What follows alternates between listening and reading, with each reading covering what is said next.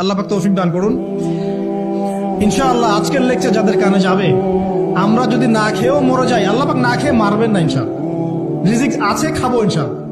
কিন্তু হয়তো বা অভাব হবে, টাকা পয়সা একটু কম হতে পারে, অন্যের 10 তলা ফ্ল্যাট হবে, আমার হবে না, ঠিক আছে, অন্যের এত বিঘা বিঘা জমি আমার হয়তো হবে না, কিন্তু ইনশাআল্লাহ তাআলা এই যে দুনিয়ার মুসাফিরের জীবনটা, এটা মুসাফিরের জীবন না, মুসাফিরের জীবনটা কেটেই যাবে ইনশাআল্লাহ।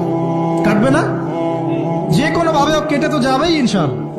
এই যে পরকালের জীবনটা একটা চেতনার শক্তি, জানেন, দুনিয়াতে যত বাধা বিপত্তি আসুক, গাল মন্দ খান, গীবত তহমত খান, কষ্ট হোক, নির্যাতন হোক, একটা বিষয় মনের মধ্যে শান্তি দেয়। কি শান্তি?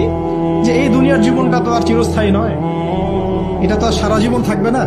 ইনশাআল্লাহ এই অবস্থা আস্তে আস্তে পরিবর্তন হয়ে যাবে। ফাইন্না মাআল উসরি ইউসরা, পরকালে ইনশাআল্লাহ পাবো, দুনিয়াতে না পেলে কি হয়েছে, পরকালে পাবো ইনশাআল্লাহ।